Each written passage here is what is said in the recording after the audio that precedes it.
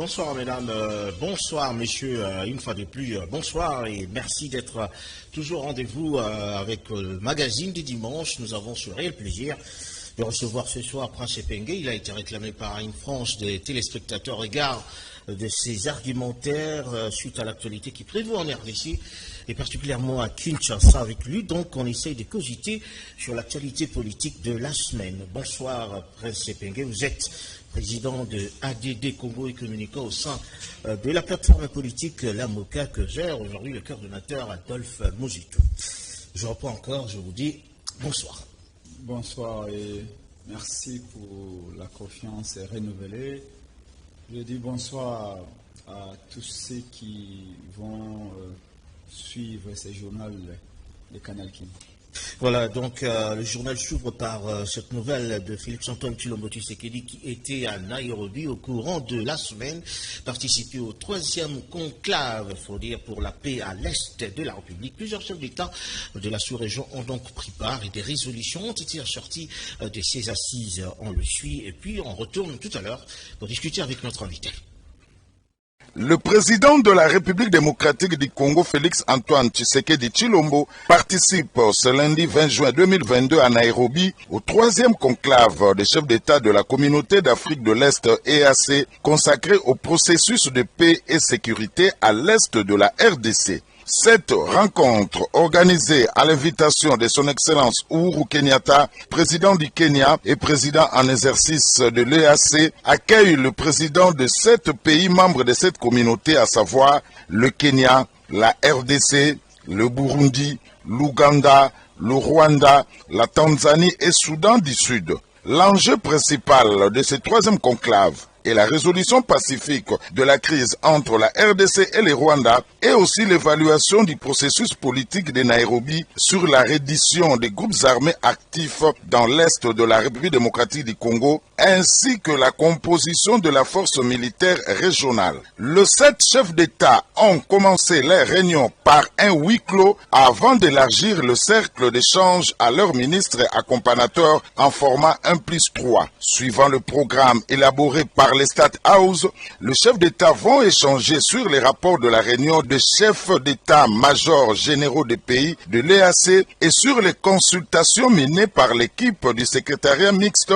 RDC-Kenya dans les provinces de l'Est de la République démocratique du Congo. Dans l'après-midi, les 7 chefs d'État présents se retrouveront seuls pour les discussions directes sur l'agression de la RDC par l'un d'entre eux et l'activation de l'option militaire telle qu'est convenue au dernier conclave du 21 avril 2022. Alors, pour se péguer tout à l'heure, là, c'est des images de Nairobi pour nous retracer finalement la réunion qui s'est tenue entre Félix-Antoine Tshilombo Tshisekedi et plusieurs autres chefs d'État de la sous-région. Certes, il y a eu des résolutions assorties, n'est-ce pas, de ce conclave, mais tout de même, il faut dire qu'il y a une frange des populations qui n'est pas d'accord, surtout avec une résolution qui part de l'envoi des troupes régionales dans cette partie, finalement, de la République démocratique du Congo. Il y a de ceux-là qui disent que c'est une armée de trop. C'est peut-être ça la grande question qui se pose aujourd'hui. Est-ce réellement une armée de trop ou une troupe de trop, finalement, dans cette partie de la République? En effet, je ne saurais pas dire mieux que vous. C'est une armée de trop. Parce qu'il faut savoir que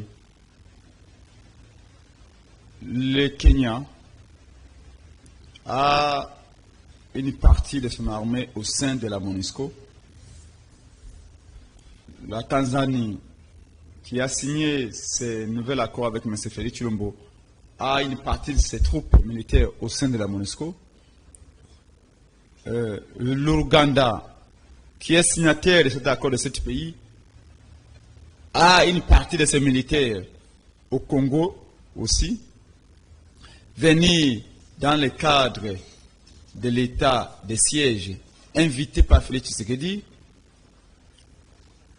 le Rwanda, qui est signataire également de cet accord-là de Nairobi, a une partie de ses militaires au sein des M23 qui nous ont agressés. Le Soudan, mais vous savez qu'il y a plusieurs groupes armés soudanais au Congo, du côté de la province orientale ou la grande province orientale. Donc, effectivement, c'est une armée de trop. Mais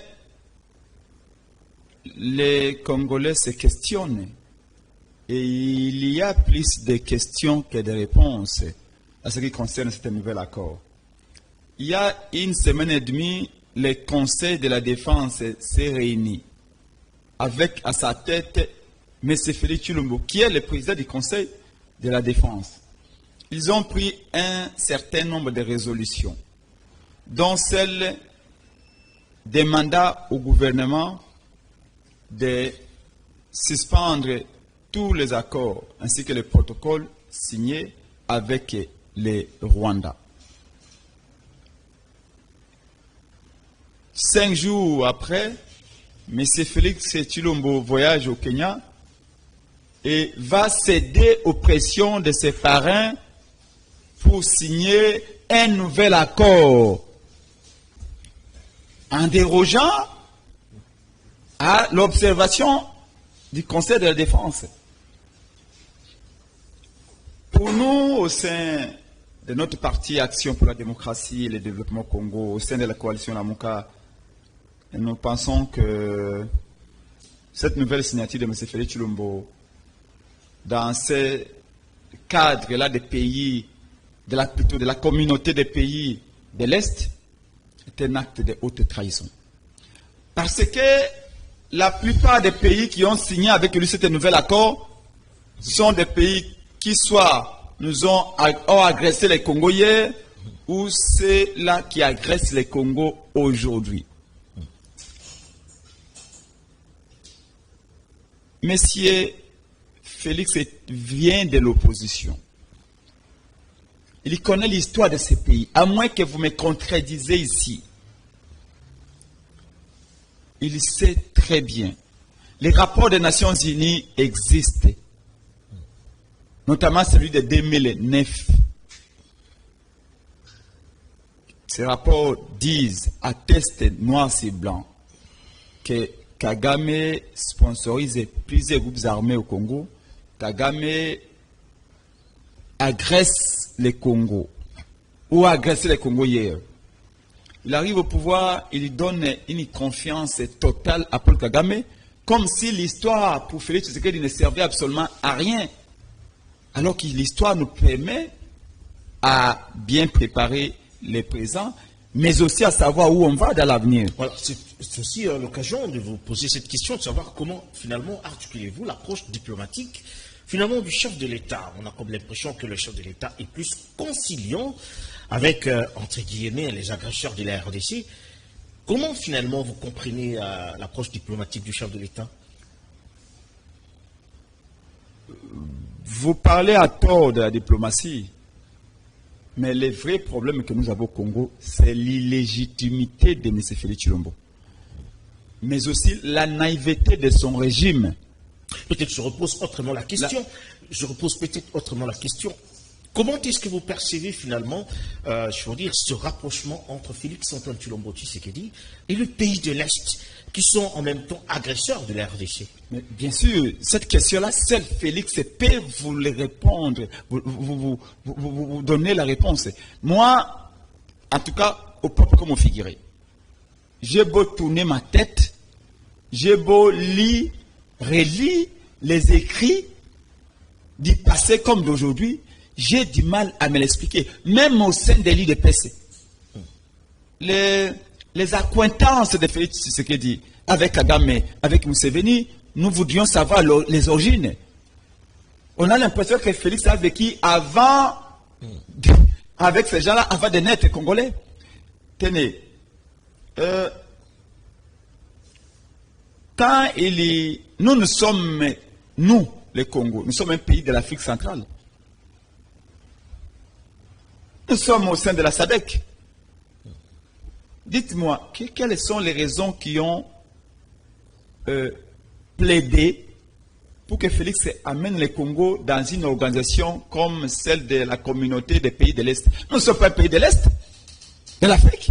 Nous sommes un pays de Et dans le centre. centre, nous sommes partagés entre les 4 points cardinaux, quand même. Ça, il faut peut-être le reconnaître. Oui. Nous sommes à l'est, à l'ouest, au nord, au sud. Non, regardez très bien les On peut également, de par, je veux dire, les relations internationales, vouloir faire partie également d'une organisation régionale. C'est pas un péché, mais la grande question se pose, ce rapprochement, s'il faut dire, entre, comme on dit, le Rwanda et la RDC, félicité par Antoine Tshilombo Tshisekedi. C'est ça peut-être la question que se pose, je veux dire, le commandant mortel. Quels sont les dessous des cartes, s'il faut peut-être poser de cette façon-là? Je vous réponds maintenant. La réponse, elle est toute bête. Ces gens-là l'ont parrainé. Souvenez-vous, quand l'Union africaine, quand l'Union africaine avait, en 2019, demandé à la Cour constitutionnelle, M. Benoît Luamba, de ne pas valider les résultats des élections publiés par la CENI de Nanga. Et quelques jours après, M. Kabila, qui avait encore les commandes du pays, avait décidé d'envoyer une délégation au Rwanda. Quelles sont les garanties que Kabila et Félix avaient données à Kagame pour que Kagame, qui représentait l'Union africaine à l'époque, puisse tout à coup changer de position? L'Union africaine qui avait demandé qu'on ne valida pas les résultats des élections, 5 jours après, change de position et demande à la Cour de valider les résultats frauduleux publiés par Nanga. C'est parce que Félix avait donné certaines garanties au pays de l'Est. Et maintenant qu'il est au pouvoir, les promesses qu'il avait faites à Kagame, il doit les réaliser. C'est là où on vous dit aussi de la coalition Lamuka que Félix doit dire la vérité. Qu'est-ce qu'il avait promis à Paul Kagame? Entre autres, si Félix a pris le Congo pour amener là où il y a Museveni, là où il y a dans une organisation sous-régionale où il y a Museveni, il y a Kenyatta. Kenyatta, c'est le parrain de Félix. Museveni, c'est celui qui a parrainé le régime de Félix. Kagame, c'est celui qui soutient le régime de Félix, qui l'a parrainé. Donc, Félix voulait leur faire plaisir. C'est comme ça qu'il dit que le Congo va devenir membre de la communauté des pays de l'Est. Qu'est-ce qu'on gagne? Absolument rien du tout. Encore qu'à ce moment, nous sommes dans une situation où on ne peut pas produire. Mais, entrons encore en profondeur. Vous savez que quand il signe l'accord de Nairobi, dans cet accord, dans cet nouvel accord que Félix vient de signer, on reconnaît M23 comme un groupe rebelle congolais. Parce qu'on dit au M23, quittez Bunagana, mais restez à l'intérieur du Congo. Il y a des discours hypocrites. Les gouvernements congolais appellent M23 un groupe terroriste. Mais quand Félix, qui est le véritable chef du gouvernement, va au Kenya, signer un nouvel accord avec le Rwanda, dans l'accord, on ne qualifie pas le M23 comme un groupe terroriste. M23 est pris comme un groupe rebelle congolais. C'est pourquoi vous avez vu que le M23, dès que Félix a signé au Kenya, M23 a pondu un communiqué où il lui félicite les 7 chefs d'État africains qui viennent de se réunir. Donc, le M23 félicite Félix Tshisekedi d'avoir signé un nouvel accord, le reconnaissant comme un groupe armé congolais. Voilà, finalement, on n'a jamais vu un homme trahir les Congolais comme Félix Tshisekedi. Finalement, l'Est de la RDC, il faut dire, opprime quand même le peuple congolais qui semble ne pas comprendre le rouage finalement de toutes ces agressions et de tous les accords. Il y a peut-être une question qu'on pose finalement à l'opposition, parce que vous, quand même, vous avez un regard quand même par rapport à cela. Est-ce qu'on peut dire aujourd'hui que l'armée congolaise n'est pas à mesure d'affronter le M23?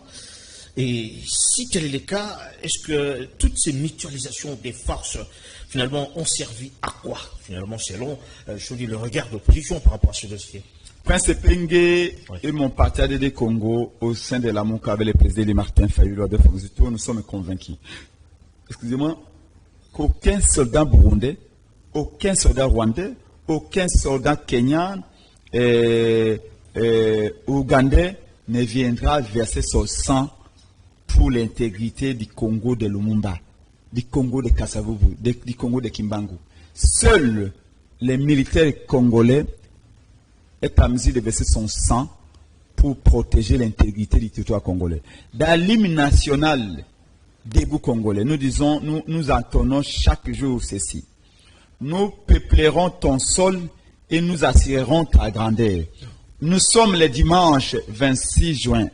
Sachez-le que jusque-là, nous n'avons pas su protéger ou assurer l'intégrité et la grandeur du Congo tel que nous l'entendons dans l'hymne national. Ça veut dire que nous avons trahi Lumumba et ses compagnons d'élite qui se sont battus pour l'intégrité de ce pays. Nous avons trahi même Marshal Mobutu dans une certaine mesure, et même Moussé Kabila. Aujourd'hui, Bunagana est entre les mains de M23. Vous avez suivi avant-hier que le M23 est en train d'y percevoir des taxes. Et ces taxes-là, il les envoie au Rwanda, une partie, il finance l'achat des armes. Et c'est Paul Kagame là qui est le sponsor de M23. Félix s'est assis avec lui, ne lui a pas dit de vérité. Parce qu'ici, on nous a raconté n'importe quoi. Félix est allé au Congo-Brazzaville voir président Sassou. Il a dénoncé devant Sassou que c'est le Rwanda qui sponsorise le M23, c'est le Rwanda qui nous attaque. Mais quand il a eu l'occasion en or, en face de Paul Kagame, on nous apprend même que non, Félix n'a pas parlé. Il n'a pas parlé au Kenya. Et on nous apprend même que les documents qu'on a publiés là, à l'issue du conclave, c'est un document de travail. C'est un brouillon. Mais Félix a accepté quand même de signer pour sa signature dans un brouillon. Mais c'est grave. Bref, nous la Mouka, avec le président élu Martin Fayulu, nous avons dit clairement que seul le peuple congolais, mobilisé derrière son armée, peut faire la différence. Voyez-vous, Félix a commencé par la diplomatie. C'est ce qui l'a amené à aller embrasser Kagame, embrasser tout le monde, Museveni et les autres. La diplomatie a échoué. Il a dit l'état de siège. L'état de siège, comme l'avait dit le ministre de la Défense à son temps, c'était mal planifié. Ou c'était pas planifié du tout. L'état de siège a échoué avec les bilans désastreux que vous connaissez. Mais qu'est-ce que vous voulez?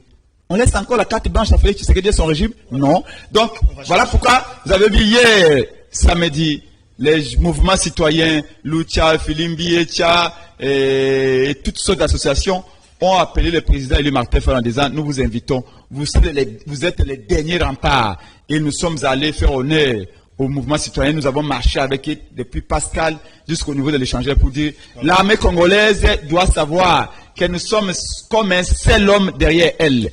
Malheureusement, déjà pour l'état de siège, la commission de la défense a dit que l'argent qui a été décaissé pour l'état de siège, qui s'élève à hauteur de quoi, je crois, de plus de 68 millions de dollars, il n'y a que 22 millions, qui sont arrivés pour l'état de siège aux militaires.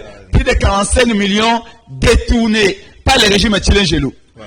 Maintenant, il y en a qui disent, oui, j'ai entendu que dans les universités comme à l'ISTA, on fait passer un sac là pour que les gens contribuent. Prince Epenge, même un bon Katana, je ne contribuerai pas. Voilà, il y a l'argent dans les caisses de l'État. Il faut que l'État sorte l'argent. Nous allons payer pour l'armée, parce que la dimension spirituelle est aussi importante. Nous avons déjà marché pour l'armée. Nous soutenons l'armée à 1200%. Quand ce qui concerne l'argent, moi je ne sortirai même pas un centime. Même de l'argent déchiré, je ne donne pas. Merci, à l'État de prendre ses responsabilités. Je vous en prie, puisque tu parles de l'armée, je parle également de la remise à niveau des FARDC. Il faut dire que des armes lourdes ont été engagées. Image documentaire.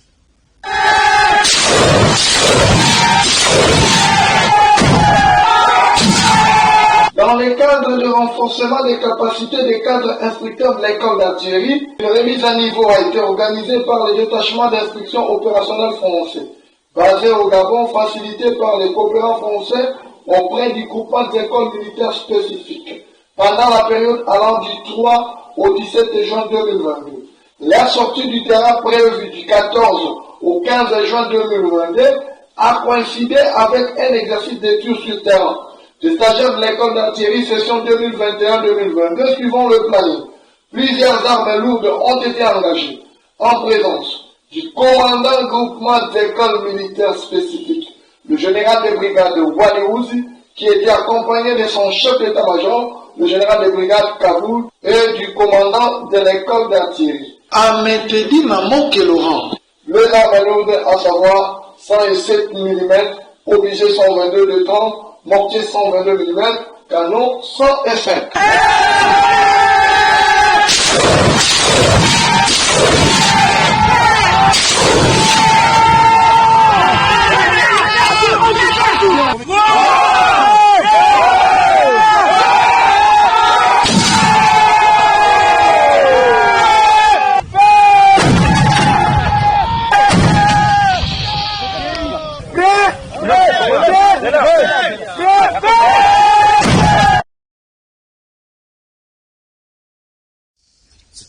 Il faut dire quand même que c'est très très beau qu'on voit les forces armées se déployer de cette façon-là.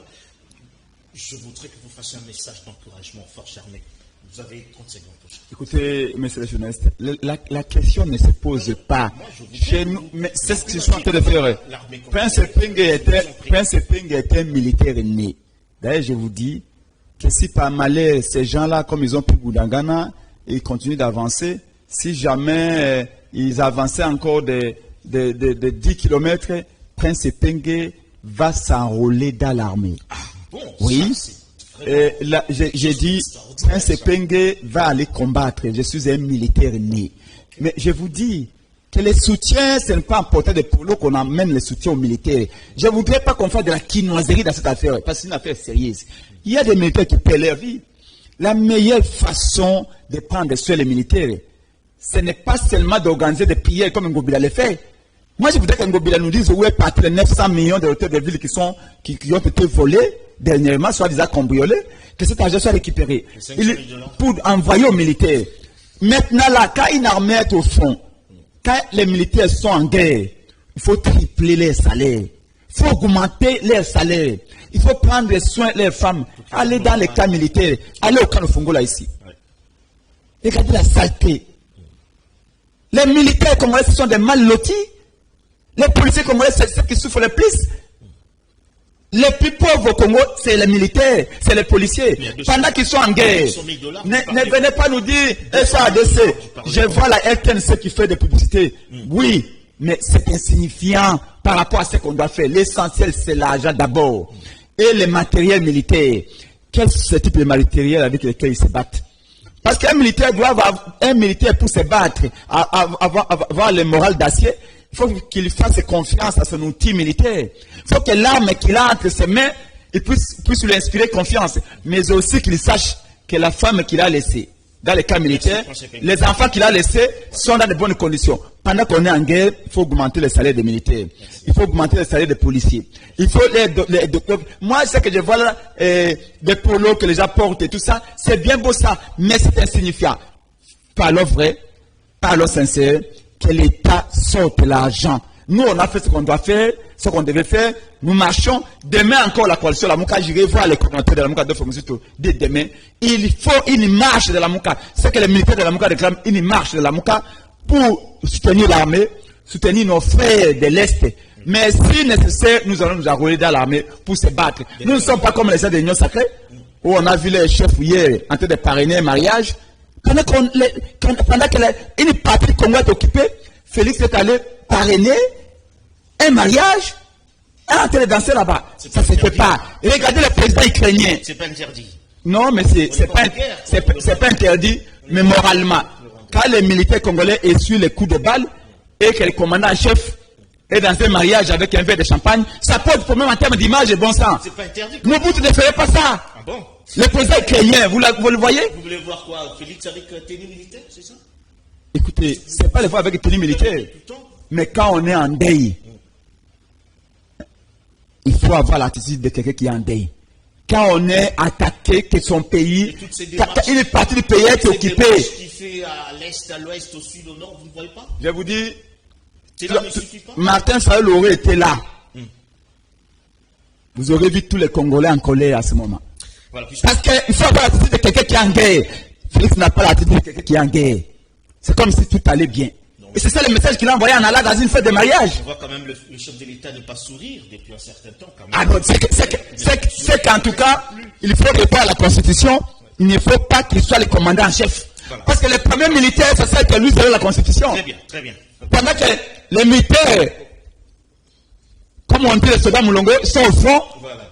Le commandant en chef, lui, il est dans une fête. Quel message il envoie? Voilà, vous avez parlé tout à l'heure du refus de port des tenues qui ressemblent à celles de militaires. Nous avons cet élément que nous allons suivre avec le ministre de l'Intérieur qui l'avait interdit finalement à travers toute la ville. Et pourquoi pas en RDC. On le suit tout à l'heure, puis on revient avec Prince Ping. Je demande à tous les partis politiques de dire à leurs membres qu'à partir d'aujourd'hui, personne n'a le droit de porter sur elle une tenue ou tout autre élément qui apparente à la tenue des militaires ou des policiers. Si cela s'est fait, messieurs les responsables des services de renseignement, messieurs les responsables de la police nationale congolaise et même de l'armée, vous voyez un citoyen à Kinshasa, à Goma, à Kasumbalesa, tel que je l'ai vu moi-même, à Lubumbashi, où l'UNAFEC ou la JUNAFEC et l'UDPS, avec ACO, sont en train de porter ce genre de tenues. Il faut l'arrêter, il faut les arrêter et les conduire devant la police, devant le parquet, pour qu'ils soient jugés et condamnés. C'est vraiment un appel que je lance à tous nos services de renseignement, à tous nos services de sécurité, pour que cette situation-là s'arrête. Parce que cette tenue met en insécurité tout citoyen congolais qui se retrouverait, même dans son quartier, dans un coin d'une avenue, et qui rencontre un monsieur portant une tenue semblable à celle de la police, et qui commence à l'arrêter. Vous pouvez vous imaginer ce qui peut arriver à cette maman, à cette fille, à ce garçon qu'on a envoyé aller nous acheter un peu de sucre au coin de la rue. Voilà pourquoi j'ai dit que tout cela doit s'arrêter. Avant que nous ne procédions à faire quoi que ce soit, les partis politiques sont appelés dès ce soir à faire observer cela à leurs membres. Voilà, c'était donc Daniel Asselo, le ministre de l'Intérieur, qui interdit finalement le port de la tenue qui ressemble à celle des militaires. Il y a quand même des réactions, avant de prendre la réaction de Prince Sepengue, il y a des réactions quand même de certaines personnalités qui ont également émis, je vais dire, une pensée, une idée par rapport, n'est-ce pas, à l'assertion portée par le ministre de l'Intérieur. Le port de tenue à ressemblance militaire est une expression du peuple congolais qui veut s'autodéfendre, s'assumer, être motivé, surtout vigilant par rapport à l'agression de groupes terroristes soutenus bien évidemment par le Rwanda. Mais le fait que le VPN aujourd'hui de l'intérieur puisse s'attaquer à cette tenue, je pense que c'est d'abord une mesure fantaisiste, inopportune, qui n'essaie aujourd'hui qu'un élément de démobilisation et de démotivation du peuple congolais qui, contrairement à ce que voudrait un membre du gouvernement inefficace comme lui, faire. Autrement, il faut voir aussi l'angle économique. Moi, je suis opérateur économique et je connais, carrément avec plusieurs collègues, opérateurs économiques, qui ont dans leur stock de vêtements ayant ces colorations-là et qui n'ont rien à voir avec le tenue militaire. Le port du tenue militaire est déjà interdit dans ces pays par le code pénal. Le code pénal prohibe le port des tenues militaires, des effets militaires, des accessoires militaires par les civils. Et je pense que cela est toujours d'application et a toujours été respecté. Si réellement le VPN veulent peut-être nous prévenir que non, dans les tenues là Pentagone, on est en train de constater peut-être qu'il y a quelques manœuvres qui recourent derrière ces tenues-là, comme, comment dirais-je, je pouvais même dire comme des bandits mais armés sont en train d'utiliser les tenues-là de Pentagone pour essayer un peu de manigancer la population, de semer le terreur dans des maisons, de semer des crimes dans des lits d'habitation, tout consort. Là, de toute façon, on pourra aussi lui donner quand même raison. Mais si cela s'avère par rapport au respect des textes, donc il n'y a pas vraiment à frustrer la population. Parce que si vous voyez aujourd'hui que la population sont recourir derrière ces tenues-là, c'est juste pour porter leur soutien au FARDC et au commandant suprême des forces armées de la police congolaise de la République démocratique du Congo. Voilà, parce que c'était là des réactions qui fusent de partout de la part de certaines personnalités politiques. Le port de la tenue qui ressemble à celle de militaires. Il faut dire que les Quinois adorent cette tenue, même avant toutes ces hostilités. Ils le portaient quand même, mais aujourd'hui, c'est un peu plus prononcé. On regarde ce qu'il y a à l'est de la République. Est-ce que vous pensez que cela peut être avantageux pour la population qui doit être sécurisé également, je veux dire, tel que l'a évoqué le ministre de l'Intérieur. Est-ce que vous pensez que le port des tenues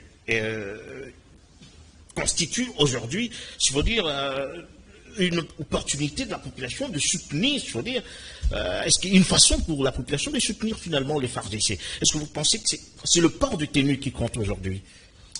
Écoutez, la tenue elle-même ne pose pas problème. Oui. Mais il faut prendre en compte les contextes. Je me mets à la place du ministre de l'Intérieur, je me mets plutôt à la place du ministre de l'Intérieur, je me mets à la place des policiers ou des militaires. Il faut dire que c'est un peu confusant. Les contextes ne s'y prêtent pas. Je me rappelle très bien ce quinois. Cette tenue-là, on a commencé à la porter beaucoup plus à l'époque où Wenge BCBG avait sorti son album Pentagon, Oui, en référence au quartier général américain aux États-Unis, la défense américaine aux États-Unis. Et à l'époque, les contextes s'y prêtaient. Et même bien avant l'agression du Congo par le Rwanda, les contextes également s'y prêtaient. Mais maintenant, il faut dire clairement que nous sommes en guerre. Comment faire la différence entre un militaire rwandais qui s'est infiltré à Kinshasa, qui peut porter la même tenue, et un civil? Donc, voyez-vous, de ce côté-là, je crois que l'interdiction momentanée, je dis bien momentanée, serait justifiée. Vous ne pensez Parce pas que ça décourage quand même, il faut dire, les Quinois ou les Congolais qui voudraient finalement soutenir l'armée et qui sont, je veux dire, en connivence finalement avec l'armée qui doit se battre? C'est pas une façon de décourager finalement le peuple congolais? Entre la sécurité des Congolais et un soutien symbolique de l'armée, qu'est-ce que vous choisissez? Bien évidemment, la sécurité. Le problème, c'est quoi? C'est que n'importe qui peut porter cette tenue, aller cambrioler, mais pas que ça. Le plus grand danger, c'est pendant qu'on est en guerre, maintenant que les Kagame est en train d'acheter des terres en face du bas Congo, ici au Congo-Brazzaville, ils peuvent atterrir par là avec des tenues semblables à celles-là. En ce moment-là, on peut tirer et sur les civils et sur les rebelles rwandais. Et donc, normalement, je suis convaincu. Malheureusement, la communication du ministre n'est pas bonne. Là, il parle comme un politicien au lieu de parler comme un Parce que c'est pas ministre. Vous savez pourquoi? je veux dire, c'est juste Il aurait dit de manière objective, avancer des raisons sécuritaires. C'est une recommandation des forces de sécurité. Les militaires se rendent compte que quand ils sont en patrouille, par exemple, ils n'arrivent plus à faire la différence entre un civil et un militaire. Parce que tous sont habillés de la même manière. C'est devenu les tenues d'apparat par excellence. Comment différencier un policier, plutôt un militaire et un civil, alors que tous sont habillés de la même manière? S'il faut qu'un militaire congolais puisse tirer pour éliminer un ennemi, pendant que les deux sont habillés de la même manière, voilà, on peut sacrifier le militaire. On va continuer. Par contre, on continue parce que ça rentre toujours dans le cadre des interdictions. Il faut dire quand même qu'il y a aussi eu un communiqué qui interdit les rassemblements politiques, notamment pour l'IDPS et consorts. Alors on voudrait quand même voir cet élément, on va discuter avec notre invité. Cette décision faite suite à l'interdiction de toute manifestation des parlementaires debout de l'UDPS, sanctionnée par le secrétaire général Augustin Kabouya de l'Union pour la démocratie et le progrès social. Le vice-premier ministre, ministre de l'Intérieur et Sécurité, Daniel Asselo, à son tour, il a interdit toute activité à caractère à inciter la violence. François Lusanga Nguyen, l'un des fondateurs de l'UDPS, explique. Lorsque vous acceptez de surseoir les activités des parlementaires debout, nous qui envahissons les rues de Kinshasa chaque matin, chaque jour, chaque minute, chaque heure, n'est-ce pas, pour partager les informations du pays, comment le président fonctionne, comment notre gouvernement est consort. Si nous parlons de l'UDPS, la force de l'UDPS, c'est la rue. Voilà la force de l'UDPS. Tous ces gens que vous voyez, c'est ça la force de l'UDPS. Le parlementaire debout, nous réjouissons d'une structure informelle, nous léguée par notre père, le père fondateur, Etienne Tshisekedi Wamulu. Est-ce qu'il est opportun pour qu'on soulève des tels problèmes au moment où lui-même le chef de l'État est au four et au moulin pour le problème de nos agresseurs rwandais et ougandais? Moi je crois que ce n'est pas le moment. qu'est-ce qu'il attendait? Qu'est-ce qui fait que maintenant le secrétaire général se réveille pour suspendre les activités du parlementaire? Je suis sûr qu'il doit y avoir un problème. Est-ce qu'ils ont honoré tous les services rendus par ces jeunes gens-là qu'on est en train de dérouler dans la poudre blanche comme ça? Moi, je ne crois pas. Le travail qu'ils ont depuis longtemps, est-ce qu'on leur a donné de l'argent? Ils sont-ils payés? Moi, je crois que ce n'est pas le moment qu'il faut soulever. Voilà, tout à l'heure, là, on a vu même un fondateur, des l'UDPS, qui réclame finalement trop d'interdictions alors que le pays est en branle, le pays semble être vraiment très émoussé par cette guerre. Mais on a comme l'impression que le gouvernement interdit finalement ce souffle qui pouvait quand même, utiliser un terme beaucoup plus facile, c'est-à-dire le souffle qui peut quand même aider l'armée à aller plus de l'avant. On a comme l'impression qu'on est en train d'arrêter finalement une énergie. Vous ne comprenez pas cela? Autant je disais tout à l'heure que messieurs les ministres de l'Intérieur a raison d'interdire momentanément le port des tenues militaires. En ce moment, nous sommes en guerre parce que ça crée la confusion, parce qu'on ne sait plus faire la différence entre un militaire et un civil, ce qui peut favoriser l'insécurité et mettre même des militaires dans une situation de tergiversation quand il faut agir, quand il faut protéger la population. Parce que cette tenue-là, on ne les porte pas qu'à Kinshasa, on les porte également dans des zones en guerre. Autant j'ai dit au ministre Asselo, par sa décision à la soviétique d'interdire les activités du Parlement debout, il a outrepassé ses pouvoirs. Il a violé la Constitution. Il s'expose à des poursuites judiciaires. Comment peut-il, comme ça, dire les activités des parlementaires debout sont bannies de la société congolaise? Non, monsieur. Et la coalition Lamuka prépare une plainte contre le ministre de l'Intérieur pour violation de la Constitution, privation des droits fondamentaux. Vous dites à Daniel Asselo. Mais bien sûr, Lamuka va porter plainte. Qui n'est pas que ministre, il est également quelque part dans... Vous savez, le problème le plus grave, c'est quoi? C'est qu'ils ont transposé les problèmes de l'UDPS au sein de la nation. On dit, un certain Jules, parlementaire de l'UDPS connu de tous, un taliban invétéré, identifié pour plusieurs dérapages commis, il n'a pas été inquiété. Cette fois-ci, on dit, on l'a vu avec des machettes, il aurait donné les noms de certains citoyens rwandais au Congo.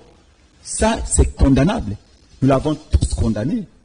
Et le président Élie Martin Fayulu n'avait pas manqué, dans son discours anthologique, de faire remarquer à tous les Congolais qu'il n'y a aucune guerre entre le peuple rwandais et le peuple congolais. Ici, il s'agit de M. Kagame, un dictateur qui fait des victimes, pas qu'au Congo, même au Rwanda. Il emprisonne les opposants, il a restreint l'espace politique rwandais. Paul Kagame qui agresse les Congos. Ça, nous n'avons aucune sympathie pour Paul Kagame comme agresseur. Mais quant au peuple congolais, au peuple rwandais, il n'y a pas un conflit. Il n'y a pas de conflit. Maintenant, ça me choque parce que j'ai suivi les porte-parole, les députés du cabinet de Moïse Katumbi sur les antennes de TV5 Monde. Et j'étais estomaqué, comment il s'appelle l'ancien du MLC ici, Olivier Kamtatou, qui a dit qu'il a vu à Kinshasa déjà avec des machettes. Où est-ce qu'Olivier Kamtatou a vu à Kinshasa déjà porter des machettes? Finalement, cette affaire d'avoir des Congolais des sangs, c'est aussi important. Non, là c'est autre chose. Non, monsieur, s'il vous plaît, j'assume mes propos. Ah, d'accord. Ça, Olivier Kamtatou a fait de faire la propagande contre les Congolais, contre les Congolais. Qui a vu une ethnie? Parce qu'il a dit qu'il y a des ethnies qui sont stigmatisées au Congo. Quelles sont ces ethnies-là qui sont stigmatisées au Congo? Qu'Olivier Kamtatou commence à les citer. Il a tenté de faire une mauvaise publicité du Congo à l'extérieur. Où est-ce qu'il a vu des Congolais, des Quinois avec des machettes dans cette commune ici? nous disons aux Congolais. Nous l'avons dit. Koulouna, par exemple. Nous avons dit, nous Congolais, nous avons dit, Quinois, aucun Quinois, que personne ne tombe dans ce piège-là d'aller dire, oh non, je vais m'attaquer à un citoyen rwandais. Aucun citoyen rwandais n'a fait une gaffe ici. C'est plutôt Kagame qui a fait ce qui nous a agressés. Nous, notre mobilisation, c'est contre Kagame et son régime dictatorial. Voilà, pas contre les citoyens rwandais. Donc, nous voulons vraiment ici éclairer les Congolais. Les Rwandais est un pays voisin. Nous, on n'a aucun problème avec le peuple rwandais. Mais c'est Kagame qui nous agresse. Et contre Kagame, nous avons le droit de nous défendre. Merci. Maintenant, nous disons que la décision du ministre de l'Intérieur d'interdire le Parlement debout est une décision à la soviétique. Et nous appelons les parlementaires de la MOUCA de continuer à vous réunir régulièrement dans le respect de la Constitution. Et nous appelons M. Songo, le général, à respecter la Constitution, qui ne tombe pas dans les pièges de l'IDPS. L'IDPS veut régler ce conflit avec les parlementaires debout à leur manière, mais il ne faut pas transposer ce conflit-là au niveau de l'État. On ne confondent pas la gestion de l'IDPS et la gestion de l'État congolais. C'est Gilles qui a commis des bavures à l'IDPS d'interpeller ces gens à Kabouya. Si l'IDPS commet une bêtise, si un militaire de l'IDPS commet une bêtise, il faut interpeller le dirigeant de l'IDPS et on a interdit tous les parlementaires de l'IDPS. C'est grave et le ministre de l'Intérieur doit reconsidérer sa décision. Sinon, il sera poursuivi par l'État. On change de chapitre, Prince Pengue. Je sais que parce que vous prévoyez une activité dans ce sens-là, raison pour laquelle vous criez. Hein? Bon, voilà, on prend un autre chapitre. Nous parlons des reliques de Lumumba. Nous sommes là en Belgique. Il faut dire que ça a été finalement restitué au peuple congolais. Plusieurs notabilités, que ce soit du côté de la Belgique comme de la RDC, ont aussi leur présence, n'est-ce pas, la dite cérémonie. On le prend. La dernière relique de Patrice Emery Lumumba quitte dans les prochaines heures officiellement le territoire belge. Elle a été remise au gouvernement congolais au terme d'une cérémonie solennelle au palais des congrès à Bruxelles. Le chef du gouvernement congolais, Jean-Michel Samalukonde, le ministre de la Santé, Jean-Jacques Mbongani, et le rapporteur de l'Assemblée nationale, Lembede Boula Joseph, ont recueilli la relique de Patrice Emery Lumumba et s'en félicitent. Dans son célèbre discours du 30 juin 1960, Lumumba lui-même soutenait, je cite, « Nous allons faire du Congo le centre de rayonnement de l'Afrique tout entière. » Une conviction qui rejoignait celle d'autres illustres figures africaines, telles François Fanon, Aimé Césaire, Cheikh Anta Diop, Kwame, visionnaire. Notons que dès 1950, l'expertise pour s'assurer de l'authenticité de la relique a été pilotée par le ministre de la Santé, Jean-Jacques Mbongani. Il a certifié la qualité de la pièce remise à l'État congolais. Dans nos cultures bantoues, quand les honneurs dignes et mérités décédé ne se fait pas, on ne peut pas clôturer le deuil. Pour la famille, également, les mots mérités ont été prononcés par la représentante Mme Juliana, qui s'est exprimée, et dans ses propos, on a senti réellement le soulagement qu'attendait la famille. Elle n'est pas une réplique et la conservation centenaire durant a été faite dans des conditions professionnelles en respectant les normes de conservation des reliques humaines. On reste dans le chapitre pour prendre, je veux dire, l'arrivée des reliques de Lumumba en République démocratique du Congo. Image de commentaire.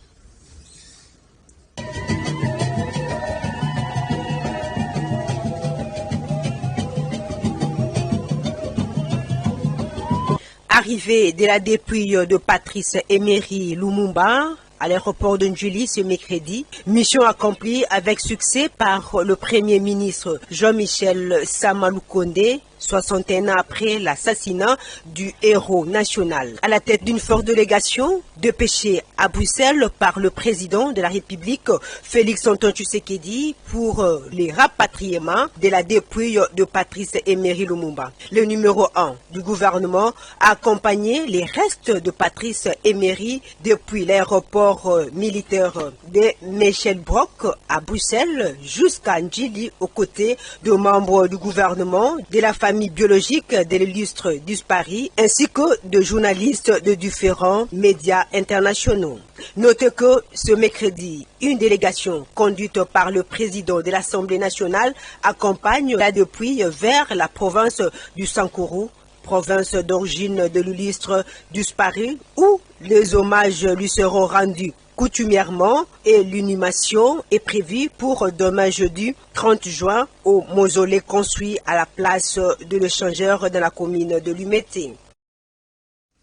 Voilà, tout à l'heure, là, on va discuter avec Prince Epengui. On prend avant tout, voilà, on parle quand même de ça, c'est-à-dire que le retour de reliques de Lumumba en République démocratique du Congo, est-ce une opportunité pour la classe politique de se remettre en cause ou simplement l'enterrement d'un héros et qui a payé de sa vie pour la libération de ce pays? Que pensez-vous finalement dans l'opposition par rapport à cette activité? C'est une bonne chose. Pour l'ensemble de son combat, Lumumba mérite des honneurs. Qu'on ait pensé à ramener les restes, son corps ou ses reliques, pour être précis, c'est une bonne chose.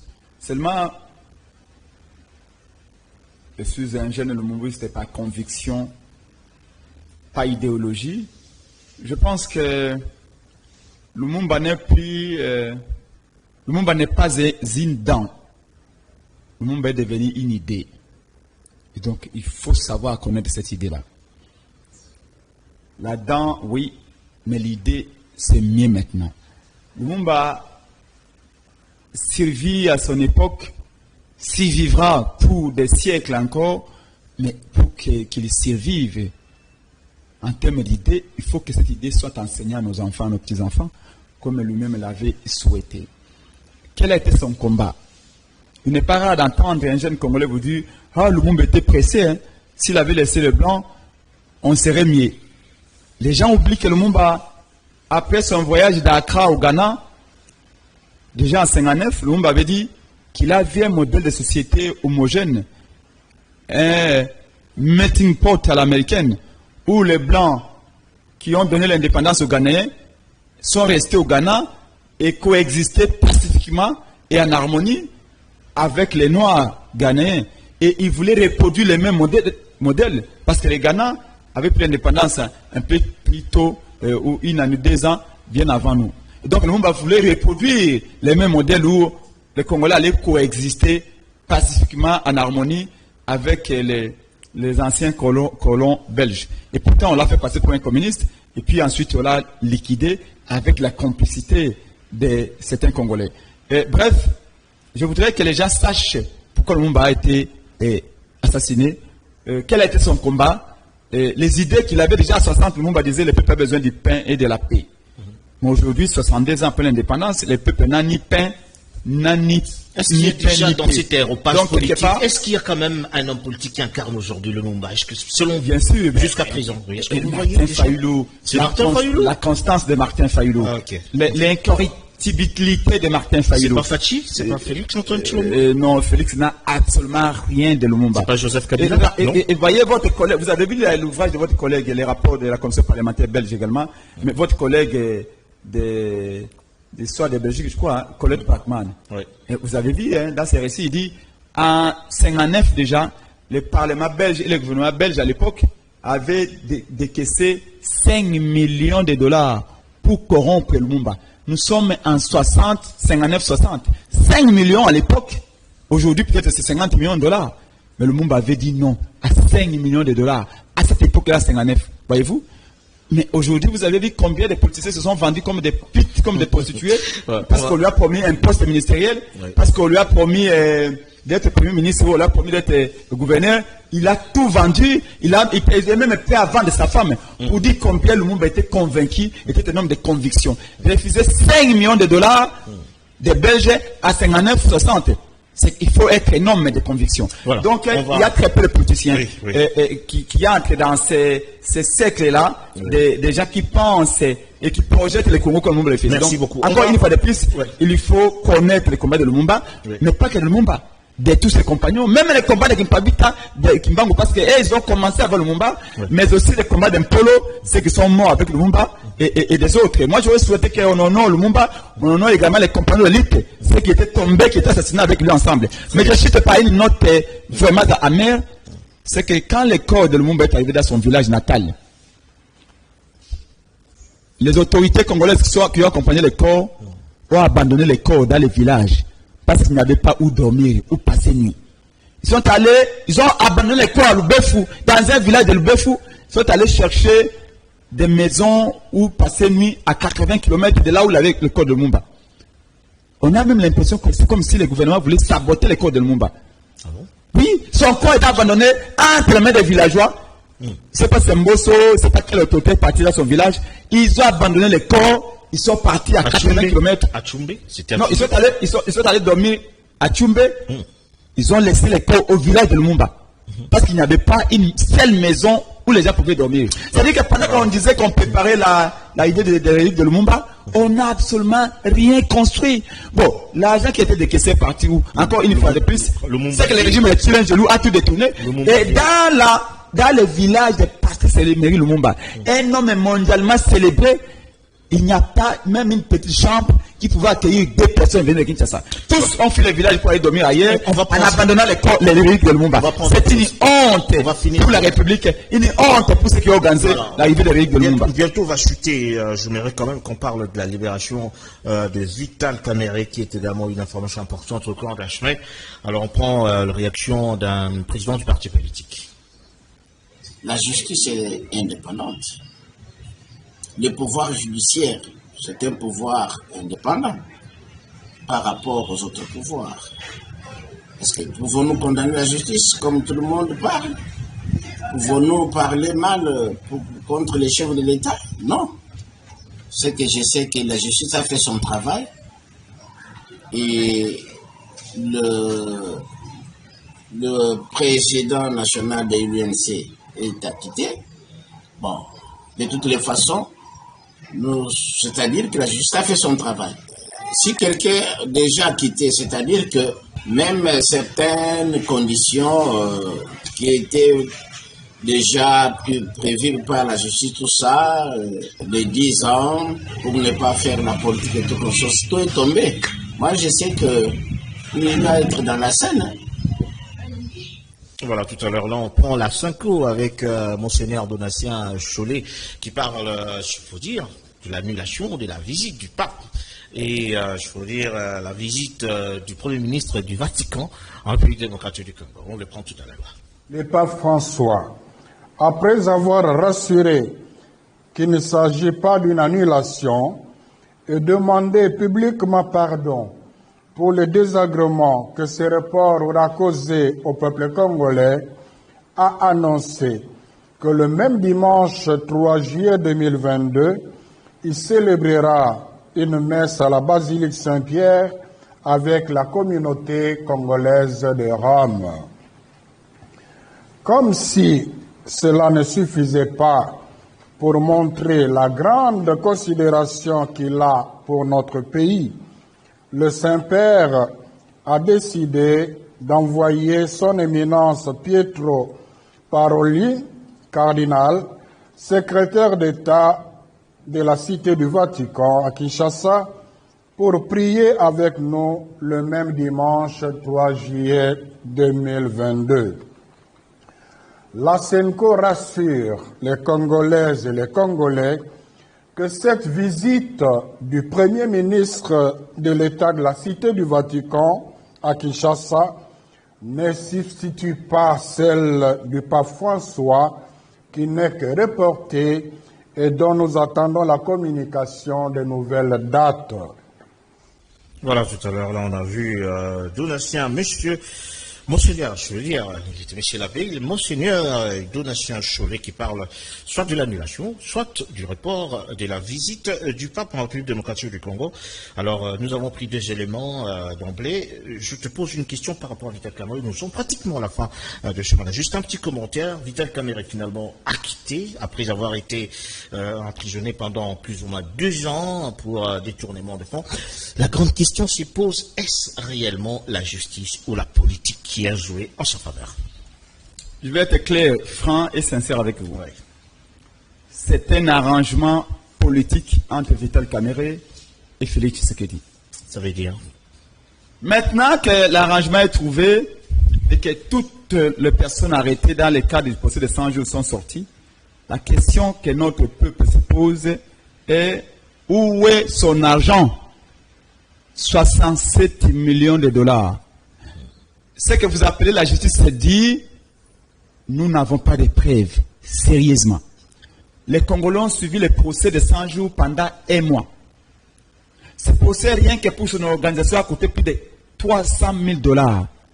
Ce procès-là, par-dessus tout, a coûté la vie à un juge, Raphaël Yanni, qui a laissé une veuve et des orphelins. D'ailleurs, je vous apprends que d'après les informations que nous avons, la femme et les enfants du juge qui a été sacrifié dans le procès de 100 jours est déguerpi de sa maison pour faire des paiements.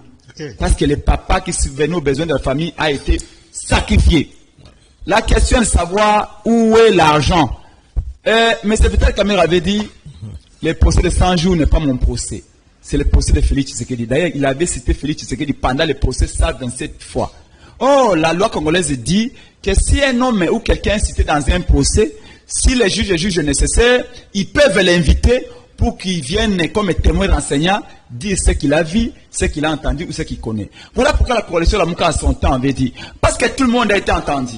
Et qu'aujourd'hui on nous dit que tous ceux qui ont été entendus n'ont pas permis de faire éclater la vérité. La seule personne qui n'a pas été entendue par le procès de 100 jours, c'est Félix. Donc il pourrait être celui qui a la clé de la vérité. Encore que c'est lui qui a conçu 100 jours. Qu'on recommence le procès. C'est qu'à dire qu'on réclame.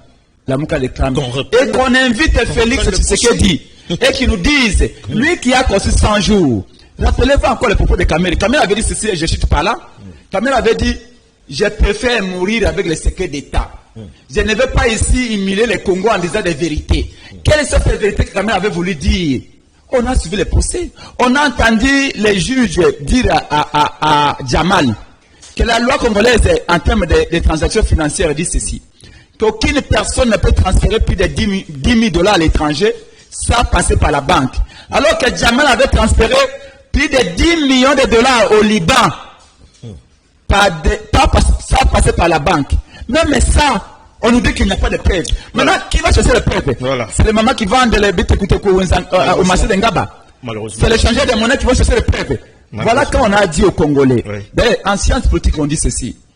Tel un pouvoir s'acquiert, tel un pouvoir s'exerce. Si un pouvoir s'acquiert par la fraude, par la corruption, par la nomination, ce pouvoir-là, quand il arrive, va travailler dans la fraude, dans la tricherie et dans les détournements. C'est exactement ce qui arrive. Donc les Congolais doivent retenir que ce procès-là, c'est une insulte pour vous. 2023 arrive, préparez-vous. Nous dénonçons l'opération de cartographie que Kadima est en train de faire. Il recrute les membres de la série que dans les partis de l'Union sacrée et les envoie pour faire la cartographie. Kadima, nous sommes au courant. Mais vous serez confondus. On a fini. On a fini avec Prince Epenge. Merci d'être venu. Je rappelle que vous êtes président des ADD Congo puis communicant au sein de l'AMOCA. Merci également à vous qui nous avez suivis. Merci beaucoup pour l'invitation. Merci également à vous qui nous avez suivis de partout. Merci à Soulem Boyo ainsi qu'à Couparbola pour la réalisation de ce magazine. Dieu voulant, on se retrouve les dimanches prochains dans le même cadre. D'ici là, portez-vous bien. Bonsoir.